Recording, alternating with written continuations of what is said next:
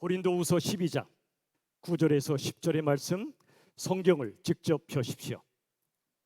고린도후서 12장 9절에서 10절까지 우리 다 함께 한 목소리로 읽도록 하겠습니다. 고린도후서 제 성경으로 299쪽 12장 9절에서 10절까지 말씀 우리 다 함께 한 목소리로 읽도록 하겠습니다. 시작. 나에게 이르시기를 내 은혜가 내게 족하도다. 이는 내 능력이 약한 데서 온전하여 짐이라 하신지라. 그러므로 도리어 크게 기뻐함으로 나의 여러 약한 것들에 대하여 자랑하리니 이는 그리스도의 능력이 내게 머물게 하려 함이라. 그러므로 내가 그리스도를 위하여 약한 것들과 능욕과 궁핍과 박해와 곤고를 기뻐하노니 이는 내가 약한 그때의 강함이라. 아멘. 오늘의 말씀의 제목이 이것입니다. 저를 따라 한번 선포합시다. 도리어 기뻐하라. 한 번 더요. 도리어 기뻐하라. 여러분, 고린도후서 오늘 본문의 말씀 22장엔 사도 바울이 육체의 가시 때문에 너무너무 고통스러워했습니다. 일종의 지병이 있었던 거죠. 너무 힘드니까 하나님 이 가시 좀 없애달라고, 병 좀 치유해달라고 매달렸습니다. 기도했습니다. 근데 하나님이 응답을 안 해주시는 거예요. 왜 그러신가 했더니 바울이 영적인 체험도 많이 했고 복음의 특별한 은혜를 하나님께 받았던 사람인지라.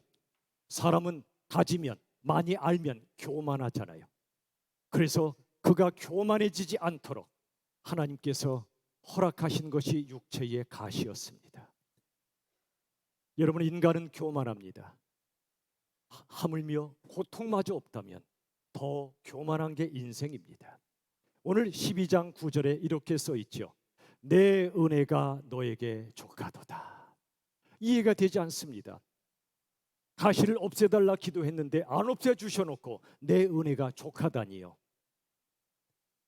여러분, 이 말씀의 비밀을 이해하기 위해서는 우리의 구약 성경의 한 장면을 주목할 필요가 있습니다. 그 당시 두 땅이 있었습니다. 애굽 땅과 가나안 땅입니다. 애굽 땅은 나일강이 흐릅니다. 생명의 젖줄로 불리워집니다. 그래서 그 땅은 비가 안 와도 살 수 있는 땅입니다. 그런데 가나안 땅은 반대로 비가 안 내리면 도저히 살 수 없는 땅입니다. 묻겠습니다. 애굽 땅과 가나안 땅 중에 어느 땅이 축복받은 땅이죠? 대답해 보세요. 역시 지혜로우신 분들은 대답을 안 하십니다. 그러나 입을 다문다고 이 상황을 모면할 수는 없습니다. 스스로 생각해 보세요. 비가 안 와도 살 수 있는 땅, 비가 안 내리면 살 수 없는 땅, 애굽 땅과 가나안 땅 중에 어떤 땅이 축복받은 땅이지요? 당연히 애굽 땅이죠. 애굽 땅이죠. 나일강이 흐르죠. 열매가 풍성하죠. 비가 내리든 안 내리든 상관없이 기상예보에 전혀 신경 안 써도 돼요. 나일강을 퍼올려서 그들이 살면 돼요. 그런데 성경은 이걸 뒤집습니다. 애굽 땅은 축복의 땅이 아니라 저주의 땅이라고 말씀합니다. 그 이유가 뭐죠? 축복과 저주의 개념이 다르기 때문에 그래요. 여러분, 애굽이 왜 저주의 땅이냐면 하나님 없이도 얼마든지 살 수 있는 땅이라 그래요. 하나님을 의지하지 않아도 충분히 살 수 있는 땅이라 그래요. 그 결과 그들은 하나님이 안 계신 그 진공 상태를 채웠습니다. 뭘로 채웠을까요? 우상으로 채웠습니다. 태풍이 뭐죠? 진공 상태를 향해 공기가 휩쓸려 갈 때 태풍이 발생하죠. 우리 인간의 영혼에는 진공 상태가 있습니다. 이건 그냥 진공으로 있을 수가 없어요. 하나님으로 채워지든지 우상으로 채워지든지 둘 중에 하나입니다. 그들은, 애굽의 백성들은 하나님 대신 수많은 우상을 숭배했습니다. 물질 우상, 권력 우상, 즉 힘의 우상, 자기 우상, 수많은 우상으로 채웠고 그 우상을 숭배했습니다. 근데 그 끝은 정신적 허무였고 영적 패망이었습니다. 그러므로 비가 안 와도 살 수 있는 축복의 땅처럼 보이는 애굽 땅은 실은 하나님과 단절된 저주의 땅이었습니다. 반대로 출애굽한 백성들이 광야를 지나 도착한 약속의 땅 가나안 땅, 여기는 반대로 하나님께서 비를 내려주지 않으시면 도저히 살 수 없는 땅입니다. 여기를 가리켜 젖과 꿀이 흐르는 땅이라 부릅니다만, 물론 풍성한 열매를 하나님이 허락하기도 하세요. 이른 비 늦은 비를 주세요. 실은 그런데 이른 비 늦은 비는 하나님의 은혜를 말합니다. 하나님이 비 내려주시지 않으면, 은혜 베풀지 않으시면 살 수 없는 땅, 그래서 그 땅이 축복의 땅이라는 말입니다. 여러분, 가나안 땅은 거기에 갈릴리 호수가 있어요. 해저 212m입니다. 당시의 기술론 물을 끌어올릴 수 없어요. 더 깊은 낮은 곳에 사해바다, 죽은 바다가 있지만 그건 죽은 바다라 어쩔 수 없고, 갈릴리 호수는 그래도 깨끗한 바다인데 너무 아래 낮은 곳에 있기 때문에 당시 기술론 물을 끌어올리기가 어려웠어요. 그래서 비가 와야 되는 겁니다. 게다가 지정학적으로도 한쪽은 지중해가 있습니다. 다른 삼면은 열강들로 둘러싸여 있습니다.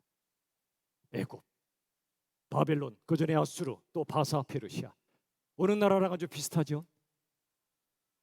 바다와 그리고 열강으로 둘러싸인 한 나라가 있습니다. 그 이름도 영광스러운 대한민국이지요. 우리는 반대로 삼면이 바다지만 위로 중국, 오른쪽에 일본, 위로 더 위로 러시아, 그리고 멀리 미국까지 강대국들의 틈바구니에서 있었던 이스라엘, 가나안이 바로 우리나라와 아주 유사합니다.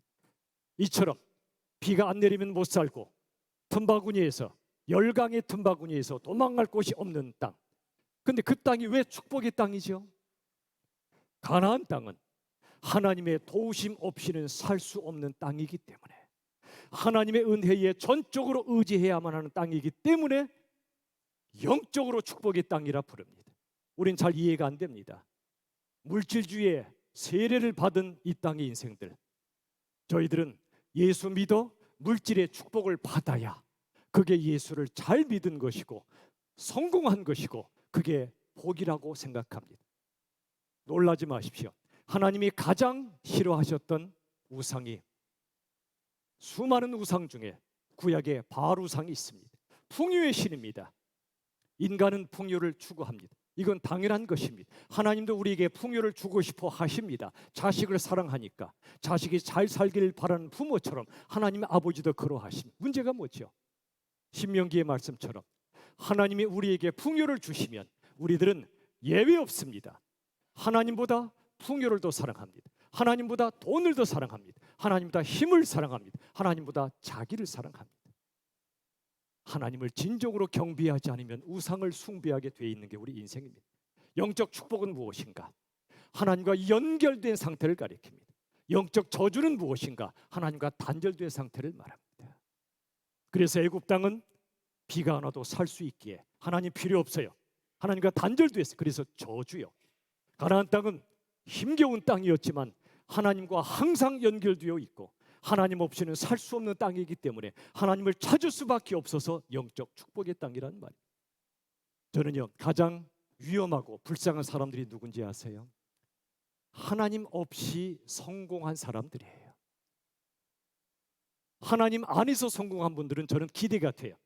하나님이 이분에게 주신 물질과 지위와 명성과 재능으로 하나님 나라 위에 멋지게 쓰임받을 것이니까, 돈 벌어서 내 창고만 채우는 것이 아니라 돈 벌어서 남을 주고 하나님 나라 위에 쓰실 거니까. 반대로 하나님 없이 가난한 분들도 저는 기대가 돼요. 물질적 가난은 힘겹고 서러운 것이지만 그럼에도 불구하고, 아니, 가난하기 때문에 더 주님을 의지한다면 그 가난이 저주가 아니라 축복이기 때문에 하나님 없이 가난한 분들도 너무너무 가슴 아파요. 저는 기도합니다. 하나님 없이도 얼마든지 살 수 있는 걸 축복으로 여기는 이 세상을 빠져나와 출애굽하여 이제 가나안 땅으로 인도하셨으니 하나님 없이도 살 수 있는 삶을 꿈꾸지 말고 부여를 주시든 가난을 주시든 때로 건강하든 때로 약하든 그걸 통해 우리 하나님을 찾고 은혜를 구하며 하나님과 연결되어 하나님 손잡고 살아가는 진정한 영적 축복의 삶을 살아가시기를 주님의 이름으로 축원합니다. 여러분, 고난 많은 우리에게 꼭 필요한 두 가지 영적 훈련이 있습니다. 왜 훈련이란 말을 썼냐면 자연적으로 안 된다는 얘기입니다. 사람은 자연스럽게 되죠. 뭐가 자연스럽게 되죠? 노력하지 않아도 되는 게 많아요. 밤에 야식 먹는 거, 그리고 누워서 자는 거.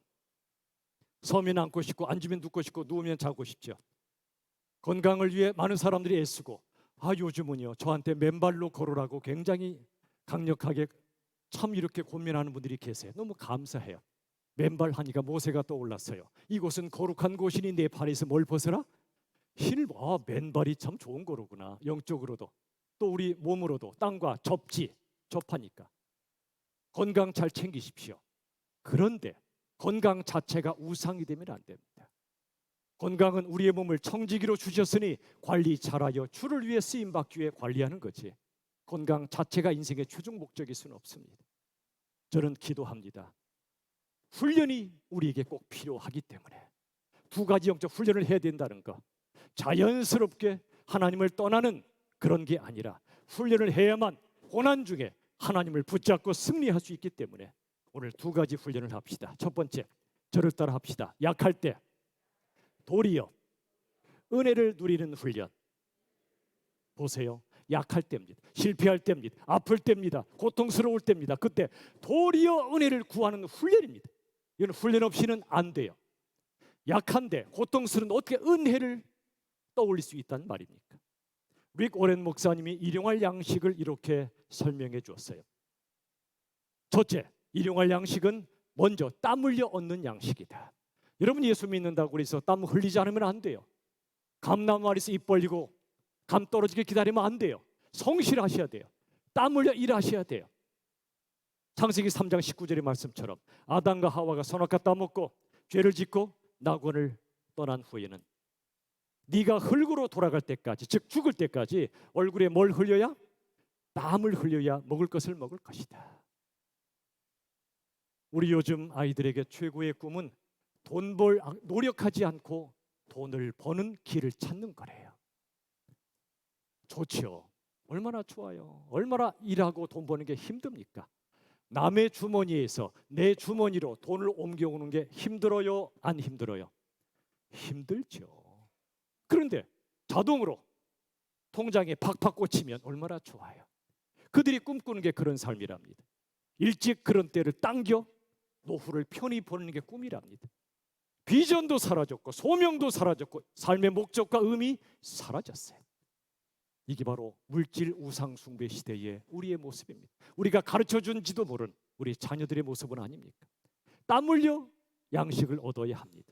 두 번째, 일용할 양식은 기도로 얻는 양식입니다. 우리의 땀방울도 소중하지만 실은 하나님의 은혜로 우리가 밥 먹고 사는 걸 잊지 않는 거예요. 아무리 땀 흘려 노력하려고 해도 건강이 안 따라주면 땀 흘릴 힘도 없어요. 우리 중부 금성의 꽃마을에 있는 하나의 유명한 문구 있죠. 얻어먹을 힘만 있어도 그건 주님의 은총이라고. 손가락 하나 까딱할 힘만 있어도 주님의 은혜라고. 자, 오른손 한번 들어보실까요? 손가락 까딱해 보세요. 움직입니까? 굉장한 축복입니다. 손가락 하나 까딱해도 주님의 은총이요, 땀 흘려 일함도 주의 은총이에요. 직장 속은 전쟁터입니다. 근데 직장 바깥은 지옥입니다. 여러분, 인생이 힘들지요? 깨닫습니다. 내 땀방울도 정말 소중하지만 실은 하나님의 은혜로 우리가 먹고 산다는 것. 그래서 기도로 얻는 양식이 바로 일용할 양식입니다. 일용할 양식은 다른 말로 일용할 은혜입니다. 우리 건강도 실은 일용할 건강을 주시는 겁니다. 내일 당장 내가 못 걸을지 어떻게 알아요? 오늘 이 시간에 아까 제가 수술을 마치고 오신 세 분을 2부 예배 직전에 뵈었어요. 우리 정광직 집사님, 오랜만에 지팡이 2개 드시고 야곱 지팡이 하나, 모세 지팡이 하나 가져와서 이 자리 출연하셨습니다. 어디 계세요? 정광직 집사님, 손 한번 드세요. 예, 우리 박수 한번 주세요. 정광직 집사님 손을 번쩍 드셨습니다. 또 우리 박세근 우리 성도님도 수술을 마치고 이 땅에 오셨어요. 어디 계세요? 손 한번 들어주세요. 우리 이호숙 집사님의 우리 부군 어디 계세요? 2층. 예, 저에게 우리 박수 한번 주세요. 잘 오셨습니다. 그리고 오늘 오실지 몰랐는데 우리 장은희 강사님도 수술 마치고 저 위에 오셨답니다. 옛날에 교통사고로 철심을 박았는데 이 철심을 빼내는 수술을 마치고 오셨어요. 본인은 수술 들어가기 전에 이렇게 말씀하시더라고요. 목사님, 저 이제 철없는 여자가 될 거예요. 그런데 제가 볼 때 철이 꽉 차오셨어요. 위에 계신 것 같은데 박수로 한번 맞이해 주세요. 또 그 외에도, 근데 제가 다 몰라서 그런, 나 수술하고 왔다 이 목사, 손 한번 들어주세요. 오랜만에 오신 분. 예, 여러분, 일용할 건강으로 사는 겁니다. 내일 우리가 걸을 수 있다는 보장이 없어요. 땀 흘려 일하듯이 열심히 땀 흘려 운동하십시오. 그러나 그게 전부가 아니고 일용할 건강, 일용할 양식, 즉 일용할 은혜로 산다는 걸 잊지 마십시오. 저를 따라 합시다. 일용할 은혜로 산다. 세 번째, 일용할 양식은 하나님의 말씀이에요. 사람이 떡으로만 못 살아요. 떡도 소중하지만 영의 양식을 먹지 않으면 그 영은 죽어버려요. 우상을 숭배하게 돼 있어요. 베드로 이렇게 말씀했죠. 하나님의 말씀을 신령한 젖이라고요. 신령한 젖, 즉 말씀을 사모하라고요. 또 시편은 말씀이 꿀송이보다 달다고요. 하나님의 말씀을 신령한 젖과 그리고 꿀로 비유하셨어요. 여러분, 가나안 땅을 가리켜 진정한 젖과 꿀이 흐르는 땅이라 부를 수 있는 이유는 눈에 보이는 열매도 주시고 비도 내려주시지만 그 너머에 하나님 없이 살 수 없고 하나님의 은혜를 힘입어 사는, 하나님의 말씀의 젖과 꿀로 사는 그 땅이기에 매일 하나님 말씀을 먹고 살기에 진짜 젖과 꿀이 흐르는 땅인 줄로 믿습니다. 우리 교회도 말씀이 흘러넘치고 목사만이 아니라 여러분 스스로 말씀을 묵상하시고 그래서 말씀 속에 담긴 젖과 꿀을 섭취하셔서 우리 힘든 인생을 힘있게 살아가시기를 간절히 바랍니다. 이게 진정한 젖과 꿀이 흐르는 땅이에요. 일용할 양식 세 번째가 하나님의 말씀이라면 네 번째는 예수님의 살과 피입니다. 우리 좀 전에 성찬식을 가졌죠. 우리 위하여 십자가에서 찢기신 그 몸과 흘리신 보혈, 십자가는 그저 종교의 부적이 아닙니다. 상징이 아닙니다. 이건 주님의 죽도록 주신 사랑입니다. 자식 위에 십자가 안 지는 부모 거의 없어요. 자식을 살리려고 기꺼이 죽을 수 있는 게 부모예요. 마찬가지로 우리를 살리시려고 기꺼이 죽으신 하나님이 예수님이시란 말입니다. 그 찢기신 몸과 흘리신 보혈을 우리가 받았다면 이제는 작은 예수로 살아가야 되지 않겠습니까? 그 은혜와 사랑이 우리에게 영원한 생명의 양식이 되었다면 세상에 사라지고 말, 세상에 썩어지고 말 그런 것을 위하여, 그런 가치를 위해 살 수는 없잖아요. 여러분, 십자가는 예수님이 가장 약한 모습으로 죽으신 자리입니다. 그런데 가장 약한 모습이었지만 가장 강력한 사랑이었습니다. 죽음을 불사하는 사랑처럼 강력한 사랑이 어디 있어요? 아가서 8장의 말씀처럼 사랑은 죽음처럼 강하다. 죽음보다 강한 거예요. 우리 모두 한없이 약해질 때가 있죠. 바로 그 순간 낙심하지 마십시오. 인생이 한없이 약해질 때 더욱 강하게 임재하시는 하나님의 은혜와 사랑을 힘입고 누리며 승리하시기를 주님의 이름으로 축원합니다. 첫 번째 훈련이 뭐라고요? 약할 때 도리어 은혜를 누리는 훈련. 저도 그 은혜를 누리고 오겠습니다. 한없이 약해졌지만 몸이 쉽지 않지만 이때야말로 제 교만이 더더더더 꺾이고 정말 하나님 앞에 더 낮아지고 주님만 바라보는 그런 사람이 되도록, 목사 이전에 그런 성도가 되도록, 그리고 목회자가 되도록 기도해 주세요. 두 번째, 저를 따라 합시다. 약할 때 도리어 기뻐하는 훈련. 오늘 본문 보세요. 고린도후서 12장 9절 중간쯤에 이는 내 능력이 약한 데서 온전하여 짐이라 하신지라. 그 다음 보세요. 그러므로 도리어 크게 기뻐함으로 나의 여러 약한 것들에 대하여 자랑하리니 이는 그리스도의 능력이 내게 머물게 하리 함이라 그랬어요. 아멘입니다. 여러분, 세상은 약한 걸 숨기려고 합니다. 약점 잡히기 싫어서 다 그럽니다. 그런데 그리스도인은, 예수님을 만난 사람은 약한 걸 부끄러워하지 않고 오히려 자랑합니다. 왜 그러죠? 내가 약한 것보다 내가 강한 게 문제임을 알기 때문입니다. 여러분, 수많은 문제가 생깁니다. 가정에서, 교회에서, 세상은 물론이고. 왜 그렇죠? 내가 약하기 때문이 아니라 강하기 때문에 그래요. 내가 약해서 생기는 문제가 1이라면 내가 강해서 생기는 문제가 99입니다. 부부간에, 부모 자식간에, 성도간의 세상 속에 내가 옳다 싶으면 강해집니다. 대부분 너 틀렸다고 찔러버립니다. 그건 율법주의, 복음이 없는 거예요. 다시 말씀드립니다. 율법은 옳은 자가 큰 소리칩니다. 복음은 옳은 자가 쩔쩔맵니다. 예수님을 만난 사람은 옳은 자가 오히려 약해집니다. 강한 나가 약한 나보다 복음의 장애물인 거 아시나요? 내 안에 끈질기게 살아있는 옛사람이 가장 큰 복음의 장애물이에요. 옛사람이 뭐죠? 내 안에 가득한 교만과 거짓과 증오, 사람을 찌르는 말과 사람을 깔아뭉개는 행동들.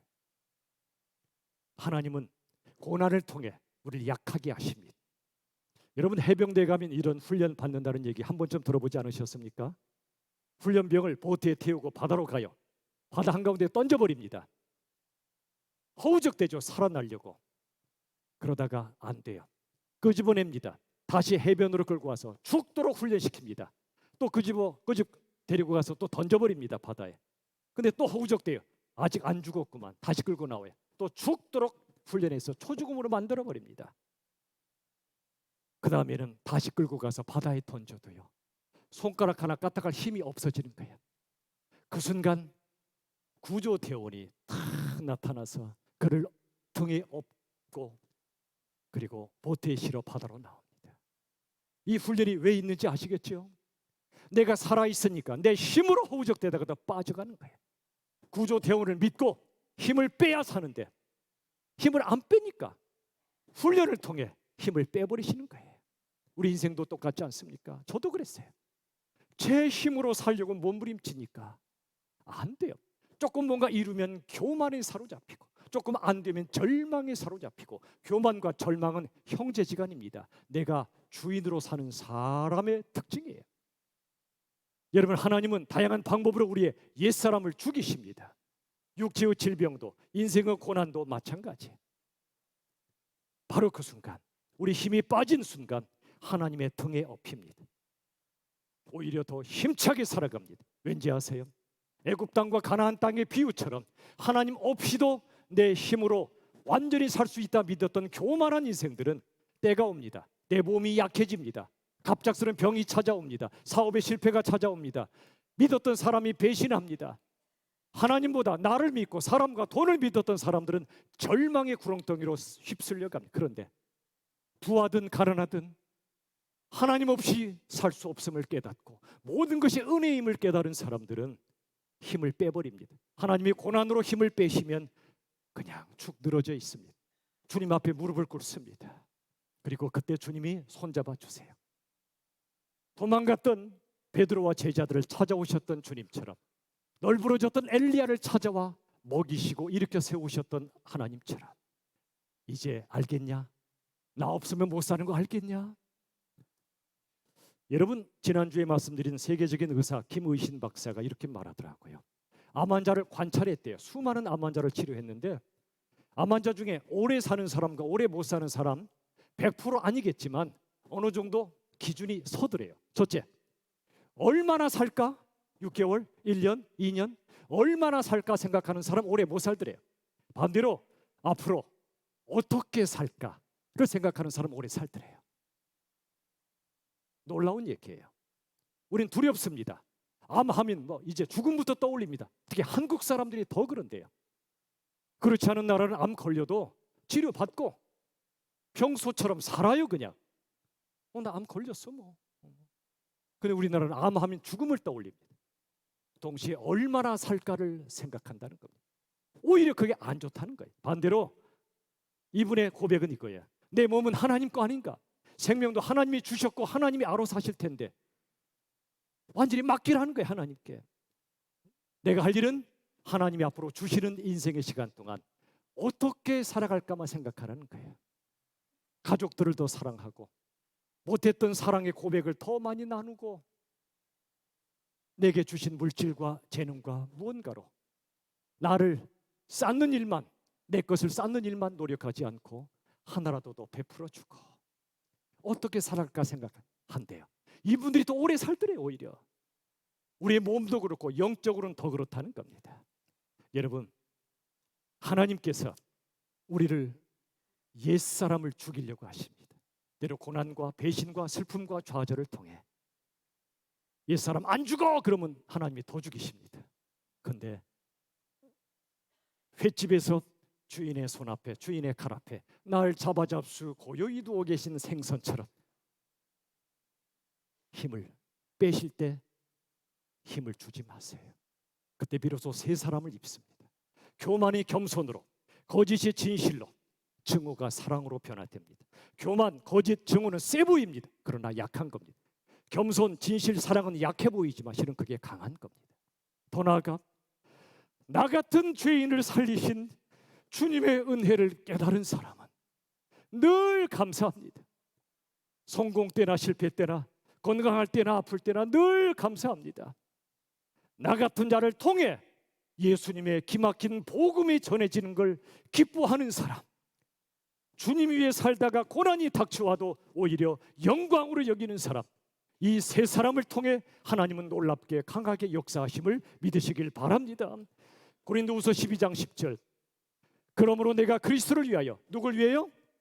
나를 위해서가 아니라 그리스도를 위하여 약한 것들과 능욕과 궁핍과 박해와 곤고를 뭐하노니?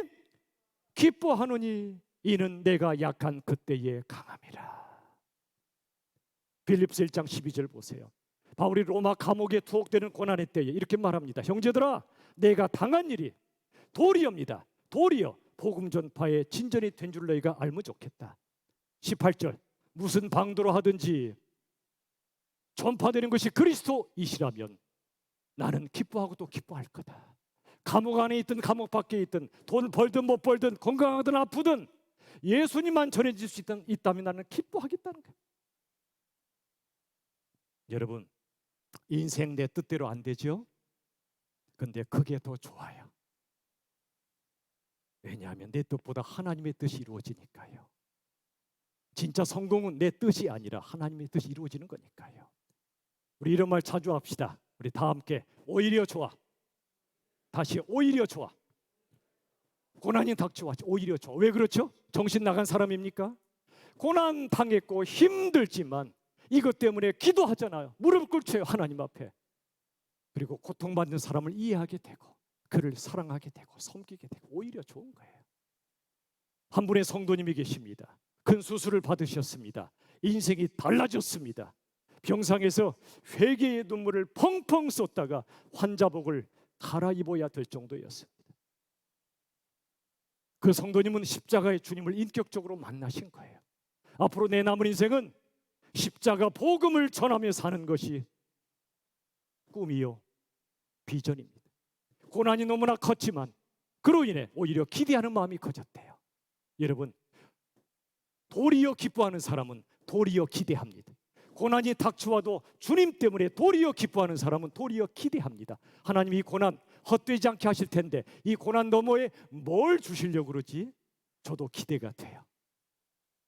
우리 장로님들 또 여러분들이 내일부터 저에게 치유와 회복의 시간을 가지라고 명하셨는데 참 마음이 무거웠어요. 근데 지금은 오히려 기대가 됩니다. 왠지 아세요? 조금 전에도 우리 기도 장로님 두 분이 오셨고 제가 없는 동안, 아니 그 뒤라도 주일 아침마다 모여서 우리 교회 은퇴하신 기도 장로님, 권사님, 안수 집사님들 또 집사님들이 충보 기도회를 가지시기, 오늘 정병단 기도도 아침에 모여 예배를 위해 기도하셨고 토요일마다 우리 장로님, 권사님, 집사님, 성도님들이 모여 기도하시겠대요. 얼마나 감사한지. 제가 강했다면 이런 일이 일어났을까 잘 모르겠어요. 저 같은 놈이 약하니까 하나님을 바라보고 기도하시는구나. 하나님이 저의 고난을 쓰시는구나. 얼마나 영광입니까? 저 같은 자의 고난을 쓰시다니. 여러분, 저는 믿어요. 제가 없다고 이 자리가 텅텅 비는 그런 분들 아니잖아요. 저는 믿기 때문에 걱정 안 해요. 사람이 아니라 예수님이 이 교회의 중심이심을 여러분 아시기 때문에 오히려 더 예배가 더 부흥하고, 오히려 새벽 기도회가 부흥하고, 오히려 금요 기도회가, 그 수예배가 부흥하고, 곳곳에서 기도의 불길이 타오르는 우리 교회가 될 줄로 믿습니다. 십자가 복음을 뜨겁게 전하는 우리 교회. 이따가 선포식을 하겠지만 10월 29일 새생명 축제를 위하여 우리가 정말 더 뜨겁게, 이 목사가 저렇게 부족하고 약한데 우리가 더 뜨겁게 기도하고 복음 전하자. 한 사람부터라도 복음 전하자. 더 나아가 약할수록, 아플수록 오히려 담대히 믿음으로 승리하자. 고난을 이겨내자는 믿음의 부흥이 있기를 간절히 바랍니다. 말씀을 맺으며 데살로니가 전서 1장 말씀 보세요. 우리가 항상 하나님께 감사하며 기도할 때 너희의 믿음의 역사와 사랑의 수고와 소망의 인내를 기억함이니 또 너희는 많은 환난 가운데서 성령의 기쁨으로 말씀을 받아 주, 즉 십자가와 부활의 주님을 본받는 자 작은 예수가 되었다고 말합니다. 여러분, 하나님은 때로 이해할 수 없는 고난을 통해 놀라운 일을 행하십니다. 그러므로 우리들은 약함 중에 도리어 은혜를 누리시고 약함 중에 도리어 기뻐하며 기대하는 우리가 될 수 있기를 예수님의 이름으로 축원합니다. 찬양합시다. 주 나의 모든 것, 약할 때 강함 대신에. 기가 막힌 찬양입니다. 우리 한번 간절히 찬양합시다.